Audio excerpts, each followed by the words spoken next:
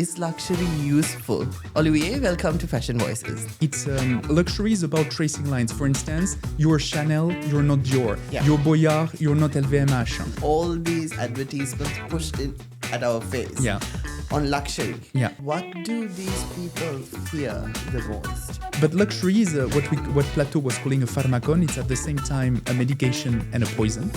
That's toxic luxury. Okay. Because you have so much power and you can actually deny reality. Luxury is really about that. Yeah. It's not buying an object. Yeah. It's having the time to cross the line we were talking about. For me, even like luxury is that I have a big problem with that term. Yeah. I told you. You told me. Yeah. You told me.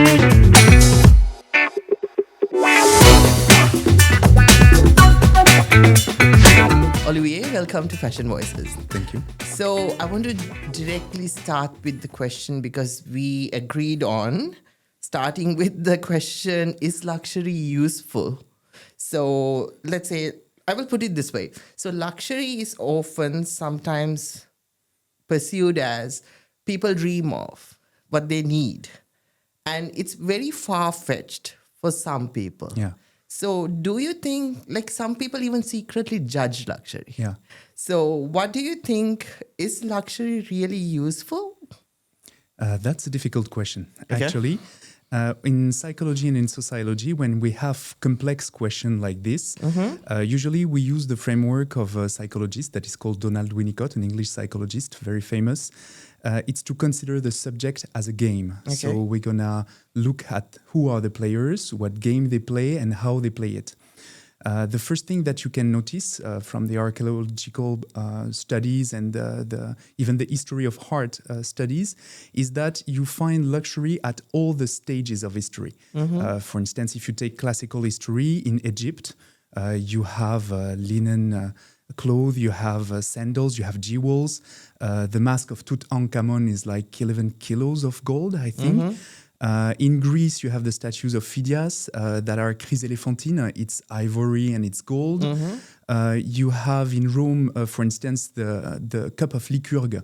It's a beautiful cup where you see a servant of Dionysus throwing a rock at a king. Okay. And it's a cup that is changing color, actually. The way you light it, it's either green or it's red. You have the Nemi ships also in Rome where you had already on the ship, on the naval ship, you had like hot bath, cold bath. So you find luxury you see at all the stages of history, and it's a game that is played intensely. For instance, in Venice, the king of Venice, the Doge, is forced to put a stop at the race of luxury between nobles because they are decorating the gondole in a very expensive way. They are actually ruining themselves, and he forced them to have black gondole, and to stop the game, or else it's too intense. So you see, it's a game that is played at all the stages of history and also everywhere in the world. For instance, in Brazil, you buy star surgeons, for aesthetic procedures.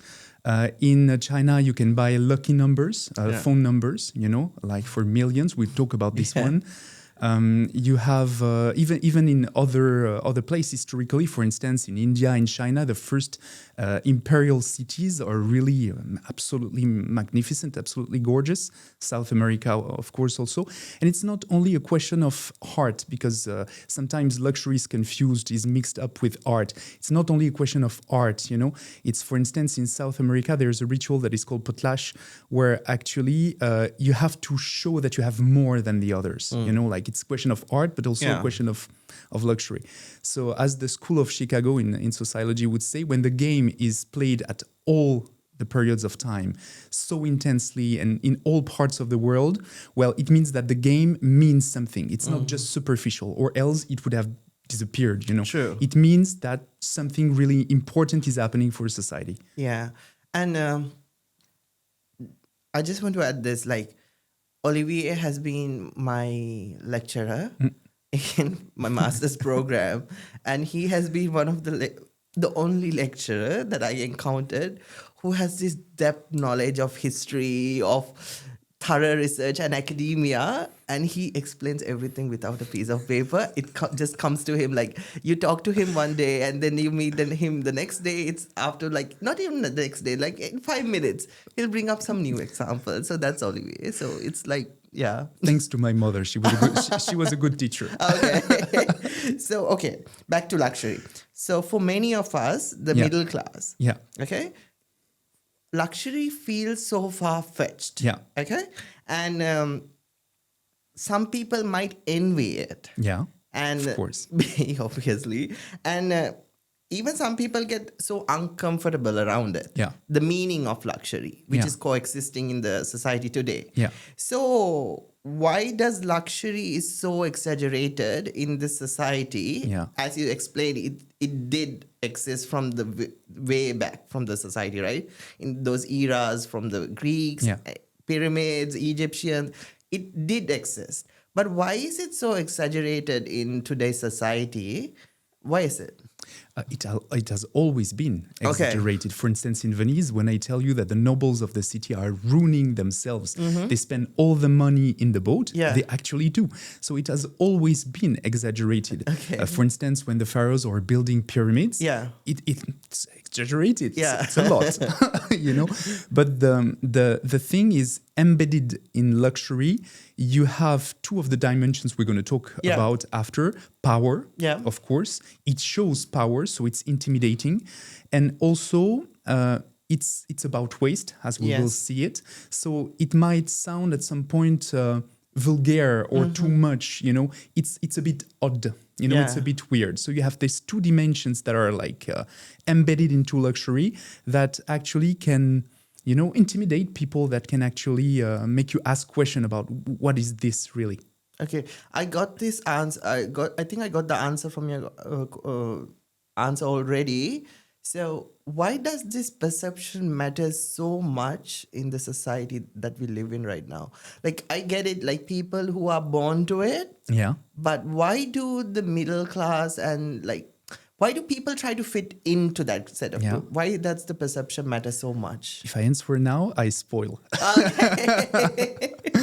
Because that's Bataille and that's about the wasting. Okay. I spoil a bit. Up to Okay. you. Okay. No, I'll stay. So then this conversation brings me to the great. Okay. First of all, I'm not good at French, and I don't know how to You pronounce. do it perfectly. I know. You do it So perfectly. it brings to this great sociological greatest of all times, Pierre Bourdieu. Yeah, Pierre Bourdieu. Yeah. Exactly. You So- see, you do it perfectly. No. You do. So I loved what you explained about him to me. Yeah. Like how he defined this four types of money Yeah. and the game of the casino. Yeah. Using the game of the casino, you Yeah. explained it beautifully. And I don't want to like ruin the explanation because you do it perfectly. Oh, And I'm sure like if you do it and go through the four types of money and like, you know, explain what he said, all the viewers will fall in love in the same thing as I did. I hope. Yeah, they I'm will. going to try my best. The idea, Pierre Bourdieu is a sociologist. Yeah. He's French, very influent in terms of sociology in France, but also worldwide. Yeah. He worked all his life on power. Okay. Actually, I stumbled across his tomb in Père Lachaise in the cemetery. And for someone who worked on power all his life, he has a little discreet tomb, you know, to show that he didn't care. It's very, very elegant. And A good Pierre, message, by the way. and Pierre Bourdieu, actually, he created a theory in sociology that is called the theory of fields. I think it's in the book The Rules of Heart that he explains it the best. He says, basically, you have to imagine society as a casino. Yeah. You have the table. You have, you know, the spinning wheel, Yeah. game of roulette with the marbles that are falling on the number, like in Monte Carlo, like in... basically, you have players on the side of the table. It's you, it's me, it's Bernard Arnault. Yeah. You know, we're all playing the game of life. Yeah. The spinning wheel is actually life. It's destiny.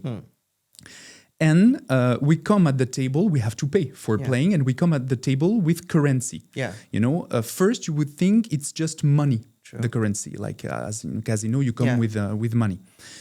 In fact, Bourdieu says there are 4 types of currencies. The first type of currency is money, money. Like you have money or you're not, Yeah. you don't have money. For instance, Bernard Arnault has more money than us.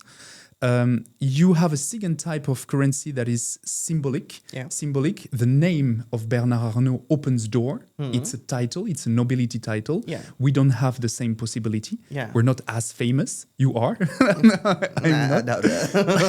Okay. So the second currency is actually symbolic. The third currency is social. It means it's your social network. Yeah. Basically, it's the people that you know. Again, Bernard Arnault knows a lot of people in business. He has more power, more possibility than we do. Yeah. And the fourth type of currency is culture. It's your intelligence, the culture that you have. You have a culture in fashion that I don't have. He has a culture in business that I don't have. So we come with this different type of currencies and we play the game of life with these different currencies. And the thing is, first, this is the first definition that we could give of luxury. Yeah. Luxury is having these currencies. If you have these currencies, you're richer. If you have more money, if you have more culture, you're richer than the others. The second thing, I think Bourdieu developed that in another book that is, I don't remember. I will search for the name. Okay. He developed that in a second book where the nobility of the state, the state nobility. Yeah. It's the book. He says this has two implications. Yeah. The first one is when you have these currencies, it translates into power. Yep. Like, because if you have more money, if you have more people, if it translates into power. You can do much more things. Is it like when you have all four currencies or some of them? Some of them. You don't need to have all the currencies. Yeah. You can have one of them, two of them. Yeah. The more you have, the more you're rich, Yeah. and the more you can afford luxury. But luxury is if luxury is having more, then having more of these currencies is luxury. And the thing is, it translates into power. Actually, there's in ancient Rome, there's Cicéron, that is a lawyer in Rome that explains to his brother. Okay. His brother is running for an electoral campaign. The book is Little Handbook of Electoral Campaign. Okay. And the brother is asking, how do you get power? And Cicéron is answering, people. If you have fans, if you have supporters, you will be able to do stuff that you're not able to do by yourself. So you see, translate into power. If you have people, you can do more. Yeah. The second thing is this traces lines between people. It traces line because when you play this game, you have to pay. Yeah. For instance, if you want to rent a chalet in Switzerland, you have to pay. Yeah. So at some point, it traces a line between the people who can and the people who cannot. The people who are better and the people who are not. Yeah. Actually, fashion does that also. Sure. Between the people who wear certain type of outfit and the people who do not wear this kind of outfit. And basically, it shows you also who has money. So for instance, today, if luxury is turning to China, to India, it's because this country, they produce most of the millionaires today. Yeah. So it shows you who is able to pay for this and where the line is exactly in society. Yeah. So basically, Bourdieu is saying that, and you could see it as a monopoly. Yeah. You're actually buying the best places on the board, of the game, and it traces lines between the people who have the best place and the people who do not have these places, And that's why the market is so structured, because it's luxury is about tracing lines. For instance, you're Chanel, you're not Dior. Yeah. You're Boyard, you're not LVMH. It traces basically lines between people. So that's why the market is so structured, because it's a game of tracing lines with chalk on the floor. You know? So that brings us, but you also said to me, like, his research does not cover one part. Yeah. One aspect of it is missing. Yeah, exactly. So what is that? There's George Box, that is a statistician, that is saying all models are interesting to use, but all the models are false. Yeah. They are all wrong. Okay. The thing that is interesting with Bourdieu is his model is functioning. Mm-hmm. It's really interesting to use to understand what is power, how it's done, you know.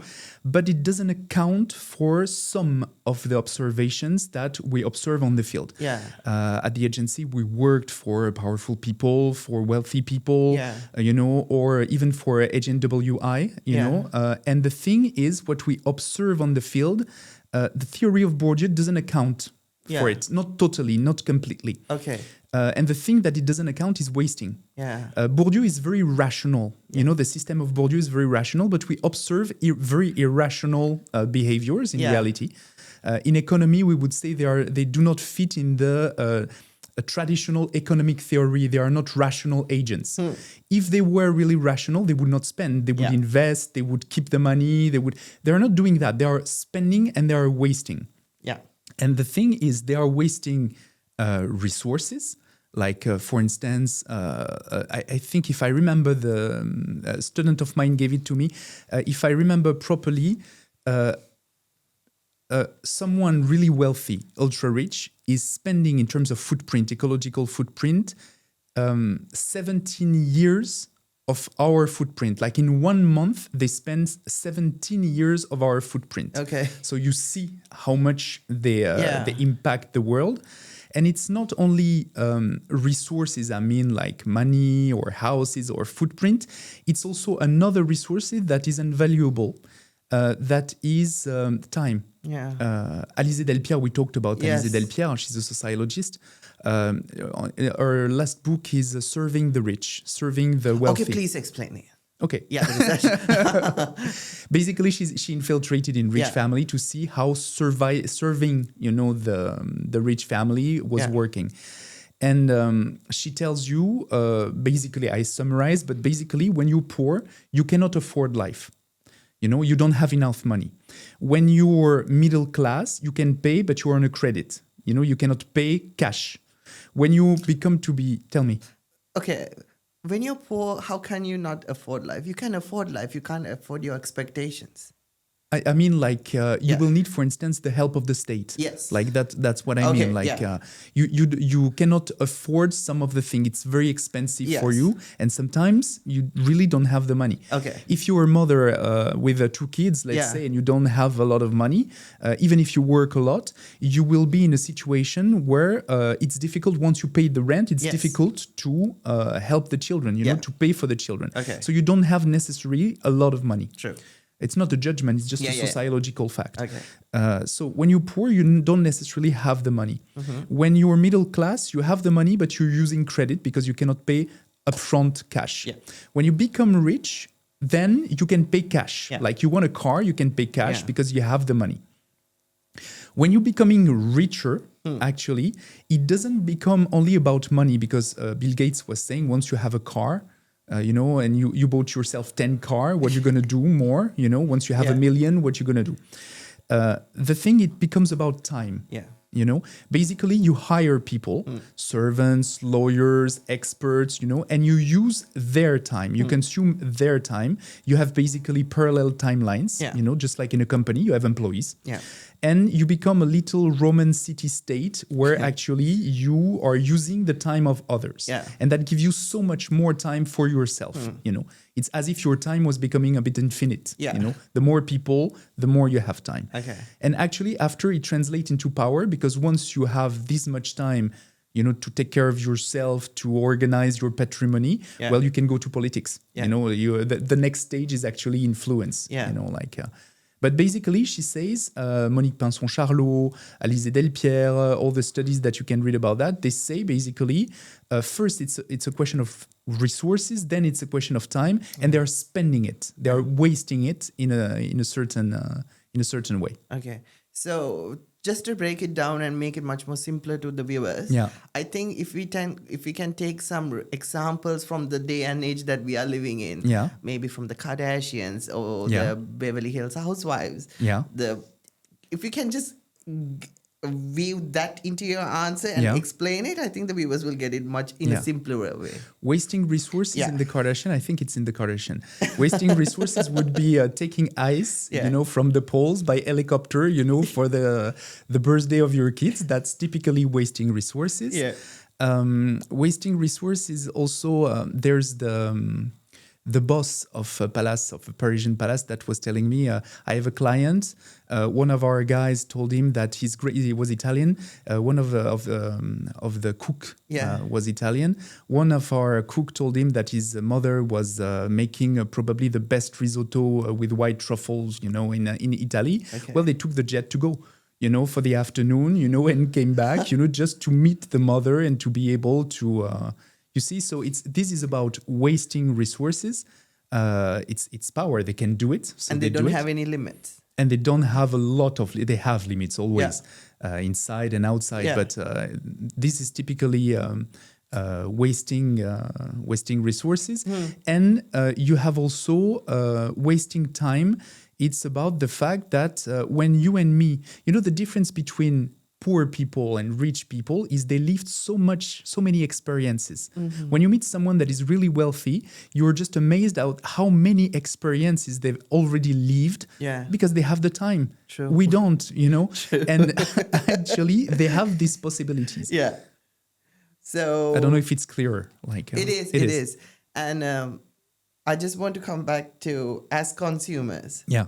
Because most of us are consumers. We have this device called the mobile, and we go scroll up and down, and we see all these advertisements pushed in at our face on luxury.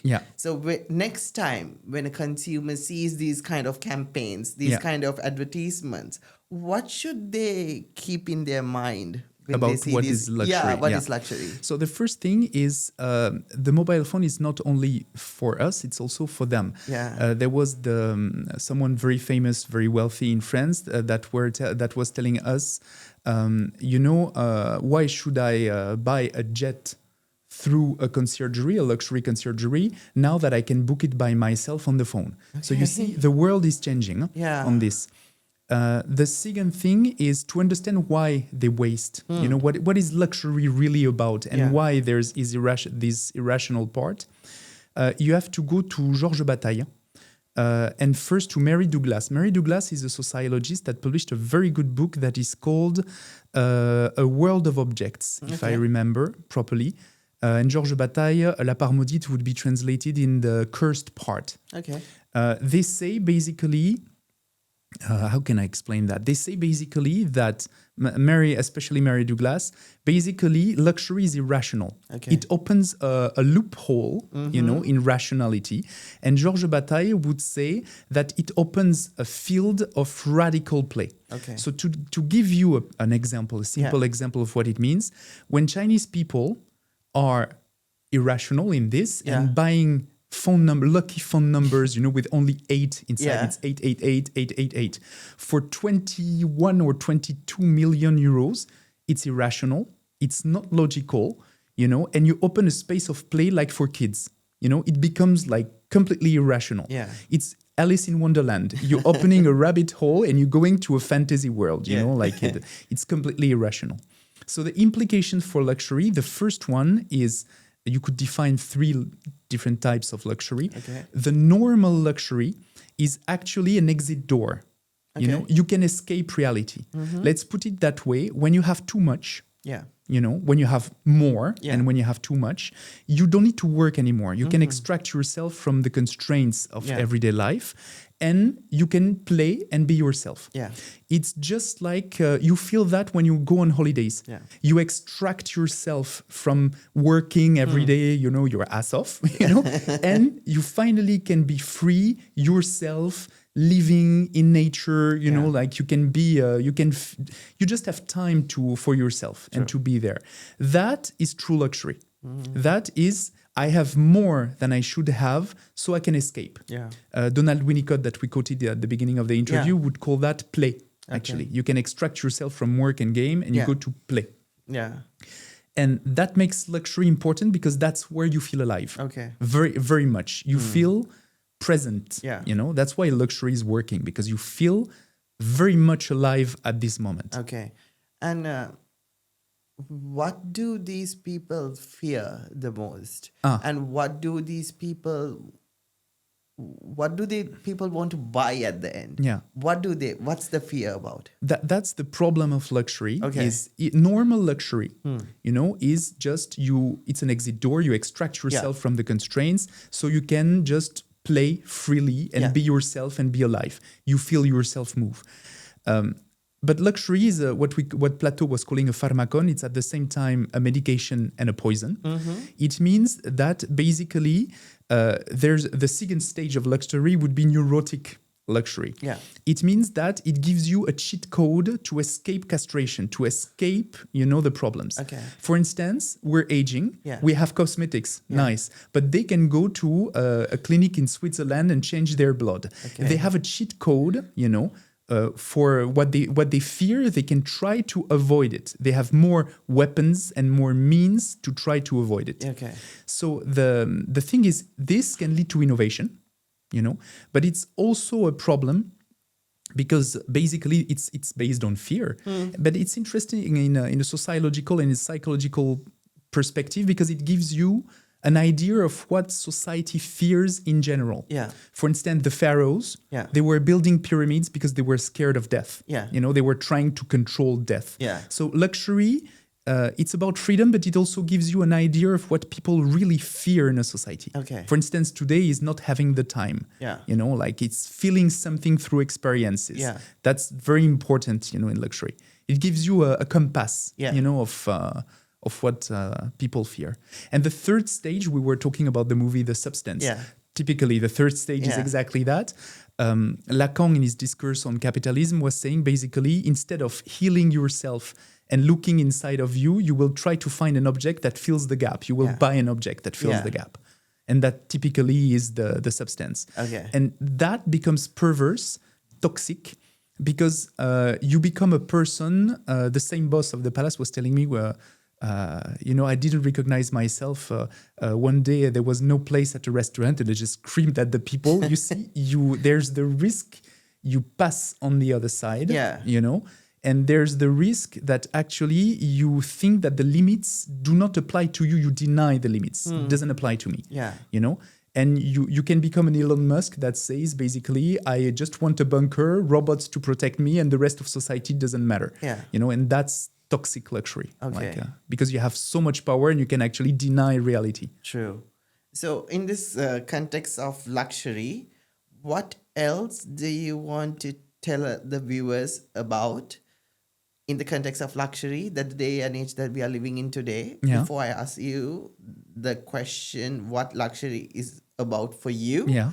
But without answering that, what do you want to add on to luxury, the topic luxury today? I will quote Lacan on Yeah. this.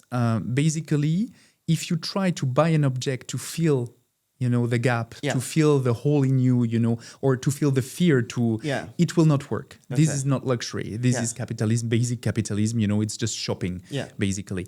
Luxury, and Coco Chanel was really understanding it deeply.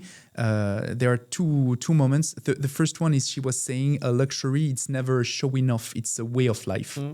And there's this moment where she's meeting one of the girls that was working for her. The girl was a student. She was coming back from La Sorbonne, I think, from the university. And she had books under the arm. Okay. And Coco Chanel is telling her, I'm a slave for work. I'm so tired of it. You have the time to read. You have luxury. Yeah. Luxury is really about that. Yeah. It's not buying an object. Yeah. It's having the time to cross the line we Okay. were talking about, to be able to have free time, to feel yourself, to be yourself. Yeah. You need to have more for that. Yeah. If you have more just to have more, it becomes toxic. Yeah. Like, So now I want to, because this is going to be a discussion yeah, back and forth. What is luxury for you? nature. Okay. Today, period. Okay. Nature. That's Like, why you always escape to South of France. Exactly. Yes? Okay. Exactly. Like it's living in Paris is very nice. Yeah. But actually, there's a guy that I interviewed a couple of years ago that created one of the most famous club in Paris that is called the Glazart. Stéphane Vatinel is the guy. He was very innovative in the 80s when rap and spray paint was really not a thing. Okay. He's the first one to have pushed it. He was doing at the same time theater and techno music and art. Someone very Yeah. interesting, very innovative. He now has La Recyclerie and La Cité Fertile in Paris that are like I don't know how to translate that in English, but ecological spaces, Okay. about recycling, about we call that tiers-lieux in French. And he was telling me, he struck me at that time, it was like 10 years ago, he struck me because he told me, but Paris, it's a jewel, but we cannot live in it. And it's a museum city. We will not be able to change it. Yeah. We're all saying like, oh, we're going to be more ecological, but Yeah. the fundamentals of the city cannot be changed, and it will never be ecological. Yeah. It's a city where you turn around, it's a prison. I love this city. I spend my life here. I love it. But at the same time, you're missing something. For instance, when I am in Barcelona, I'm half Catalan. When I am in Barcelona, it's a very different experience because the city opens to the mountain and opens to the sea. Yeah. And it gives you some escape, some possibilities that you don't have in Paris. Okay. And I'm craving for that, like nature, going outside. It's very nice. Yeah, for me, even like luxury is that I have a big problem with that term. Yeah. I told you. You told me. Yeah. You told me. For me, luxury is not like the perception of luxury is very different for me. For me, as I said, this is luxury for me. Yeah. Like being present in the moment is luxury because people are trying to buy time, but they don't understand to live in the present and value the real time. Yeah. So that's luxury for me. It's an escape. Yeah. So as you know, like when we are in classes and stuff like that, for me, one thing never comes to my hand is my mobile phone. Yeah. Because because I'm always like taking notes and stuff because I listen. There might be different ways of doing it, but I like to stay in the current moment. Like when I meet you for dinner, I do not answer any calls. Yeah. It's nice. It's like to be present in the conversation that we are having. You're in the moment. Because I made time, you made time to meet up, and then we meet up, and then we are having dinner. It's very disrespectful for the guest. For the person in front. Yeah. And then having that conversation with a good friend, that's luxury for me. Because and as you said, for me, when you ask what's luxury for me, I was like going to an open area, looking at the sky, just lying down, that's luxury. When you don't have to worry about anything, that's luxury. Tell me that. I have the students on Monday and I have to slap them because I have to make them close the computer. They take the phone. I force them to put the phone in their bag and they have the watch now. And they have I know the feeling. Yeah. And like people often judge people how they dress. And that's kind of a cutoff point that they think luxury is depending on. If it's not for an event or an interview or any kind of event, I'm dressed in the most basic way it. And it's nice. You're feeling alive. I feel comfortable and I feel it's just the society is putting so much pressure and judgment on people right now. Luxury has taken a whole new level of different kind of a ghosty image now in the society, and that's why people are trying to fit in. Like I have seen people pushed in it. I have seen people who are from that caliber who easily carry something without showing it off, rubbing it off on people, like they are so simply dressed, but they are ultra rich. They can do anything that they want, but they are not dressed head to toe from a brand, and they're not showing it off. But I have also seen people who are not from that class, who are from the middle class, lower income bracket, but trying to fit in head to toe Gucci and this kind of brands. And they are thinking that's luxury. And that's kind of very disappointing. May I give you two answers? The first one is it's a commercial game. Yes. Of course, if you're tracing lines, you're forcing people to jump from one box to the other on the chessboard. So it's by design, because you want people, to push people to go further. So that's the first thing, especially middle class, because actually most of the time they represent the major part for these companies. True. It's about selling glasses, selling lipsticks, selling bags. And that's the most income that they get from. I think so. Yeah. It depends of the brand, of course. But the ones that are mass market, of course. Yes. High fashion, haute couture is just a way to pull the rest of us, and the other thing is there's Emmanuel Todd, that is an historian that is working on geostrategy. He has a very good sentence in a book that is called The End of the Imperialism of America. He has a very good sentence. He says, if politicians in America are speaking all the time about the power of America, it means that they don't have power anymore. Okay. It's the same thing. If your need Yeah. to speak about power all the time, you don't have that much power. Okay. It means that it's a theater play and you're not as powerful as you were. Yeah. For luxury, it's also the same thing. Mm-hmm. If everybody is talking about luxury, all the time, maybe it's not that important anymore. Mm-hmm. Since COVID, people realize that there are other options. Yeah. That nature, Yeah. for instance, is a good option. Yeah. And the world has changed, especially in Gen Z. Yeah. So when you emphasize a subject so much, sometimes it doesn't matter that much anymore. Okay. Yeah. I have my second thoughts on it. Yeah. Why don't people see nature as luxury that much? Why do you don't mean? people get into that aspect of it? What I do don't know whether my question was right.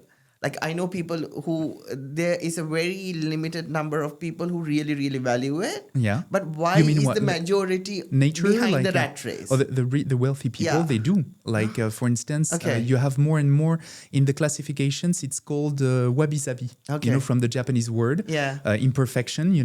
The liking the imperfection. Yeah. You have more and more luxury clients, wealthy clients that are telling you, my goal is not to buy a watch. Thank you, I have plenty. My goal is to just take my kids, on a travel at night on a boat without phones, Yeah. and not think about the world anymore. Okay. So believe me, the generations are changing. Yeah. And it was just a very, very, very insightful conversation. I hope I was clear. It was very Yeah. clear. And Was I? he was. You Okay. were. And so, thank you so much. Thank you. Thank you so much for coming and explaining And this, for the because invitation. I'm pretty sure this conversation could be used as an academic reference. There are people, academics, that are better than me on the subject. Actually, No. I quote them during the interview. Okay. So. Alizé Delpierre, for instance, you have to read the book. It's amazing. Okay. Because this would be a great reference, because you covered so much stuff. I learned so much stuff to add on, and I'm sure the viewers will also do. I hope. So thank you so much. It was. Thank you. Longer? Longer? We're on time. We are on time. We are on actually. time. Yeah. Perfect. So let me see.